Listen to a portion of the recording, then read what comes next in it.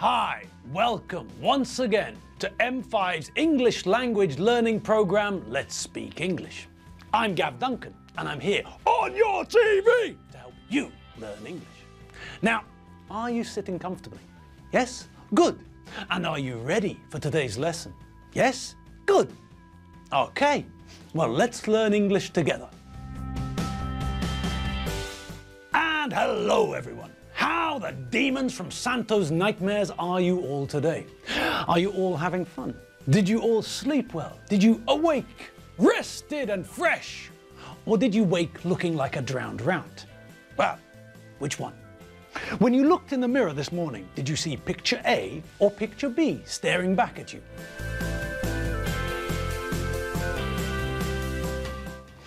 Well, hopefully, the reflection in the mirror was closer to picture A than to picture B. Although, if you're a man or a woman with brunette hair, then, well, seeing picture A reflected in your mirror must have been a little bit surprising. Well, never mind. I'm sure that you know who you are, and you are who you are. And if you're not a blonde woman with long hair, then you know that you're not a blonde woman with long hair. Okay, so hopefully nobody is experiencing personality problems as a result of those two pictures. Anyway, hopefully, as I said, you looked more like picture A. I don't hope that you look like a woman with long blonde hair. Unless you are a woman with long blonde hair. I just hope that when you woke up this morning, you looked as fresh as that woman in the photo, as fresh as a daisy. If, on the other hand, you looked more like picture B, then, well, allow me to offer my commiserations. I'm sorry that you woke up this morning looking like a drowned rat. Have we seen that word before? Commiserations. I'm not sure we have. Well, what do you think it means? Can you guess? Can anyone figure it out? Well, think about it from a different angle. Think about it from the opposite side. If you win a prize, say, for example, that you wrote the best essay in your class, or your painting was the best in the school, or perhaps you work at a company which deals in bananas, and at work you sold more bananas this month than any of the other banana salesmen and women. Now, in all of those situations, what would people say to you? What is it that people say to you when you tell them that you achieved something great, that you did something special? That's right. They use the noun which comes from the verb to congratulate, don't they? They don't use the verb. That would sound very, very formal. I congratulate you. That sounds daft. What people do is use the noun from the verb to congratulate. They offer their congratulations. They say congratulations. Now, of course, they could say something else. They could say something which means the same thing. They could say, well done, which we often use as a phrase to express congratulations.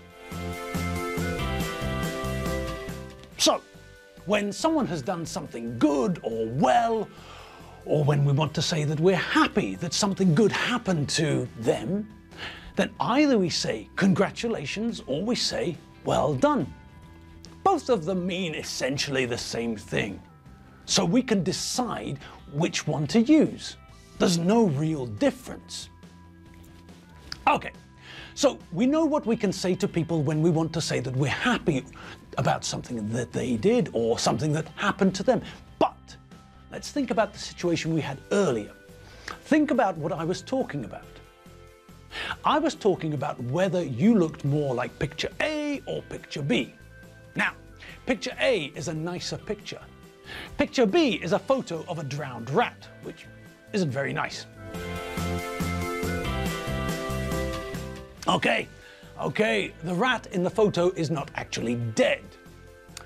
If we look at the verb to drown, it means that someone has died in water. Now, that isn't 100% accurate either. If you're swimming in Lake Balaton and I shoot you in the head, then you didn't drown, you were shot. So the verb to drown means that you die by breathing water. Fish can extract oxygen from water. They have gills. But if you or I try to breathe underwater, then, well, it's not going to end well, is it? We're not fish. We're not even mutant fish people like Kevin Costner in that awful, terrible, horrible, ghastly, atrocious film Waterworld.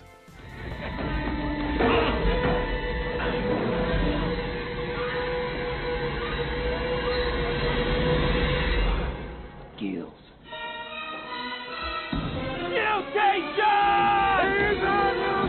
God, that was a terrible film. Truly awful. Anyway, the point. What's the point? The point is that we can't breathe underwater. We can't extract oxygen from water. If we try to breathe underwater, all that happens is our lungs, the two pulmonary sacs that we use to suck air into our bodies so that we can get oxygen into our blood, well, if we try to do that underwater, then our lungs fill up with water and we drown. That's all.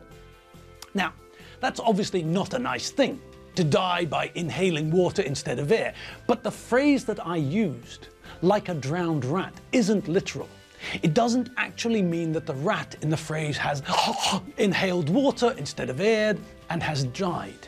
The phrase like a drowned rat simply means that someone looks extremely wet and untidy.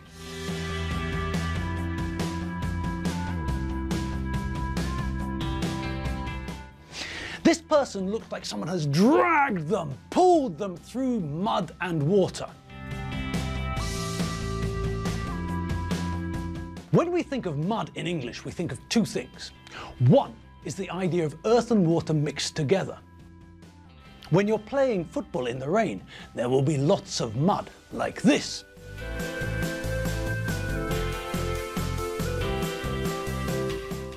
And the other thing we think of is this lot. A glam rock band from the 1970s who had a rather strange hit with a song about tigers' feet.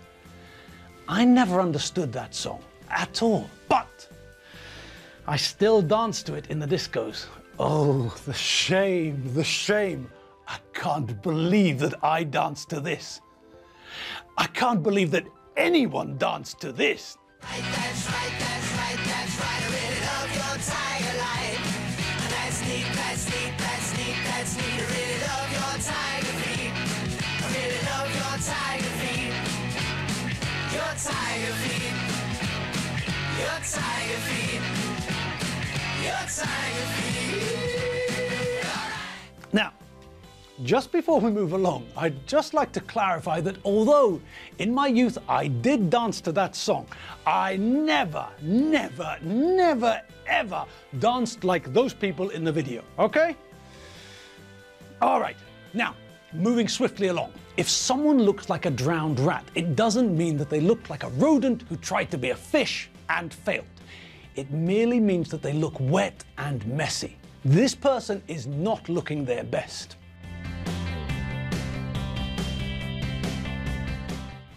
Once, when we were walking in the countryside, the heavens opened and it started to rain like some sort of monsoon. What was the result? Well, one result was the fact that we looked like a couple of drowned rats.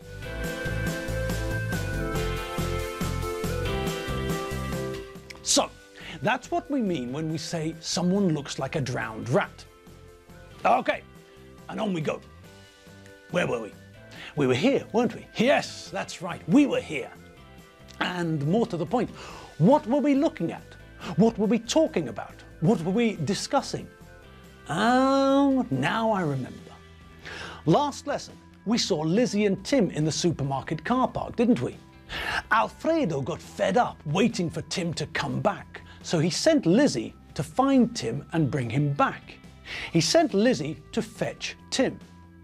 Now, there's a word which leads us into a small diversion.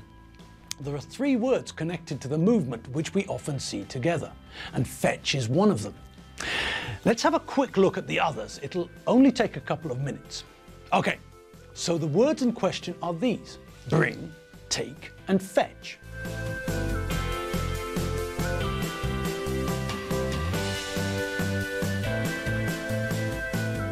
Now, although some of these words have more than one meaning, we often use all three of them when we're talking about moving, when we're thinking about people moving things here and there. Now, as you can see, two of the verbs are irregular, only fetch is regular. But that's not particularly important at the moment. What is important is the basic difference between the three verbs in terms of movement. Let's start at the start, with the verb to bring. If someone tells you to bring something to them, then they're essentially saying this: I am here, you are there. I want you to come here with that. Now, the same idea can be communicated if we ask someone, can you hand me the hammer? Or if we ask, can you give me the hammer? But in those two sentences, the fact that we're asking the other person to give or hand us the hammer tells us that we're standing close to each other. Close enough for you to stretch your arm out and hand me the hammer. When I ask if you can bring me the hammer, then we're not close enough. Possibly we're a couple of meters apart. Possibly we're a couple of kilometers apart. We don't know. But we're not close enough for me to reach out and take the hammer from your hand. So I use the verb bring. I ask you to bring something to me. I am here, you are there, and the thing I require, the thing I need, the thing I'd like, the thing I want is in the same place that you are. So I'm asking you to come to where I am, and when you come with the thing that I need. I'd like you to bring that thing to me. Pick it up and come to where I am. That's bring. Okay, so that's bring. Now the next word, take, is the opposite idea. Now, if I tell you to take something somewhere, then there are two possibilities. The first possibility is that we're together and I'd like you to go somewhere else with something. I am here, you are here, and the thing is also here. I'd like you to go there with the thing. I'd like you to take this there. Okay, so that's the first idea that we think of with take, but there's another possibility too. Perhaps we're not in the same place. You're in one place with the hammer, and I'd like you to go to another place with the hammer. I'd like you to take the hammer somewhere else. I don't want you to bring it to me, and I'm not asking you to take it from where I am. We're not together at the moment. I'm standing at point A, you're standing at point B, and I'd like you to take the hammer to point C. Okay, so that's the other idea of take. You don't have to be going from me. I can ask you to take something from here, or I can ask you to take something from there to there. I can ask you to take something from point B to point C. And on that note, we're going to leave you. Yes, our time is up. Our quarter of an hour is finished, and now it's time for you and I to go our separate ways. But never mind. Remember, we still have our eyebrows. Okay, I'll see you all tomorrow, but make sure that you have a great afternoon. And also, remember to check out the website. You all know the address, don't you? www.m5tv.hu. All right, I'm off, but I'll see you tomorrow. See you later. Bye.